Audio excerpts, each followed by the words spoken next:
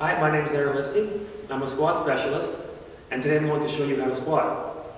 There are various types of squats you can do. However, there are three primary: the power squat, the Olympic squat, and somewhere in between. The power squat's the most common squat you probably see, or at least variations of, because of the fact that you hear people commonly say, don't allow your knees to go past your toes. While in Olympic lifting, that's what a lot of people do, is shift the knees forward to keep an upright back. So in Olympic lifting, the back is very safe if you do it right. In powerlifting, the knees are safer, but the back, it's still safe, but it can be vulnerable, especially if you're taller and have a longer femur. So I'm going to show you how to squat today, just your basic squat, and what I want you to do when you practice this is use a wooden dowel like I'm going to use. The wooden dowel has no weight to it, so it allows you to actually try to strike the pose with no extra support on your neck to realign yourself. The barbell makes it easy. If you're able to do an Olympic squat or a power squat with the wooden dowel, then you know you have the flexibility to accommodate the position. Before I get demonstrating on that, I'm going to cover only the two most important components of the squat, at least through my eyes, on how to generate power and make sure the body does its job with regards to which joints do what and when.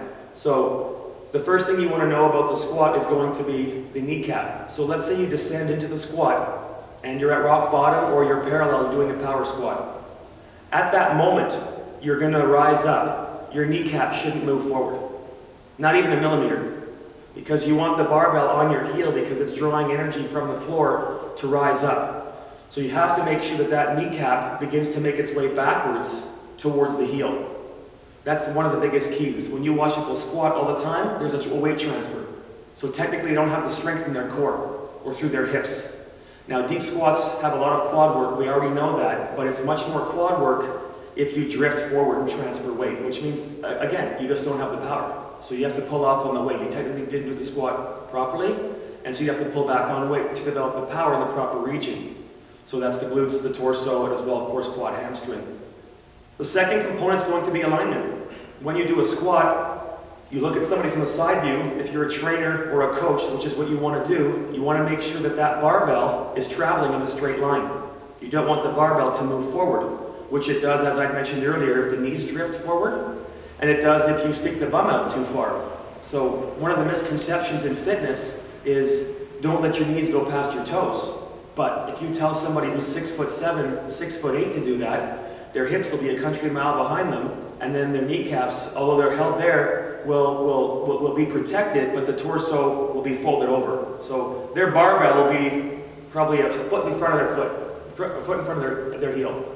So you have to make sure that the length of the femur plays a role. I'm not going to cover it in depth. Those are the two key components. I just want to overview before I demonstrate the squat. Barbell travels in a straight line.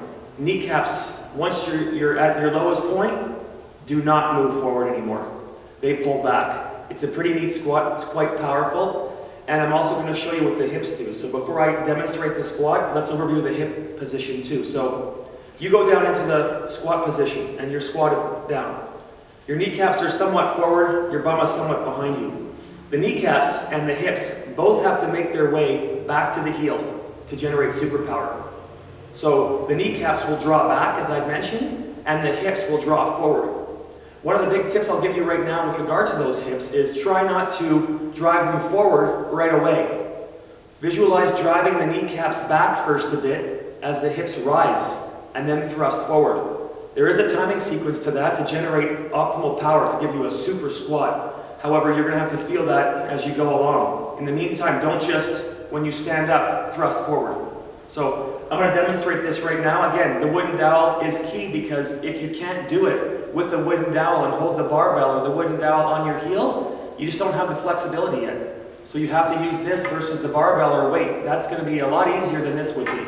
So grab any wooden dowel, broom handle, what have you, and you're going to put the barbell on your neck. I'm not going to be too concerned with the exact form and technique because if you want to get intricate, I'll give you more details as these blog posts and stuff and videos move forward. In the meantime, let's just focus on a basic sit position on the squat and focus on those two variables which I'll show you. So barbell goes on the neck. Usually it sits on the traps, so you draw your shoulders back and down a bit, and the traps kind of bubble up, and that's your shelf for the bar. We'll work on hand position later on. In the meantime, just grab the wooden dowel, The width of your stance is going to also vary based on where your joint's positioned inside the hip bone. And genetics do play a role in that. Some can squat more narrow and still keep the position I'm going to show you, but some can't, in which case you have to widen a little bit further and open your stance. I guess I'll show you this way first before I do my demonstration. So people in a lot of videos will squat like so. And that's going to allow for that torso to fold and the knees to drift forward. That's why when I was telling you it's so important, you have to also adjust your stance to accommodate that. A lot of the best lifters in the power community widen their stance, which I'm going to do today, at least average, to show you the squat. And it's technically not even that wide. If you took a chalk or a piece of chalk and did an imaginary line from the shoulder down, it would strike my heel. So technically this stance itself is shoulder width, because you factor in the heel, don't worry about the toes so much. So shoulder, straight line down, it's going into my foot. Some call this wide.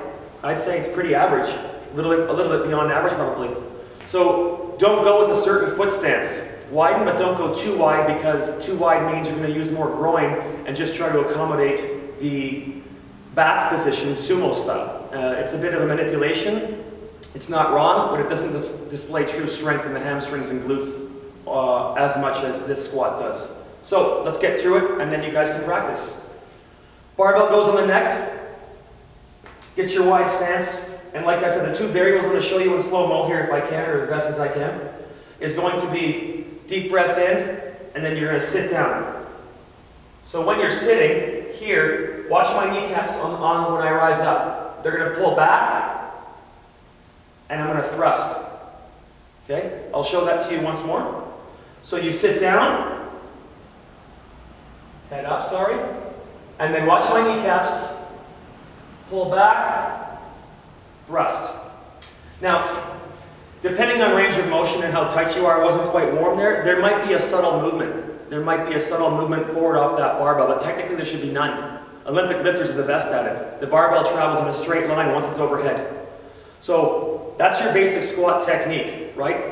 How far the hips go back is also going to be a variable in regards to how far your torso moves forward. It's pretty automatic, so it looks like this. If I stick my bum out, my torso is going to fold this way, and the barbell technically can't stay along my heels, and I can't generate power that way. So to put your hips as far back as they do in the fitness community, in fitness classes and stuff, wouldn't work on a barbell. Your back would pay dearly. The back muscles also, I just want to give you an overview. A lot of them are vertical axis muscles, which means they run up and down. They're designed to support the core and minimize squishing. Compressive loading, it's called, on the back. So you want your chest to face forward on the squat. So if I'm squatting, I want my chest to face forward. It might angle somewhat, but it's still facing forward. Many people fold over too much. If you watch a lot of people squat, you're going to notice this quite well with regards to that barbell drifting off the foot. So just to review, two variables right now in your squat. Don't let the knees shoot too far forward, but if you're 6'2", they're going to move somewhat. Keep the barbell on your heels, traveling in a straight line.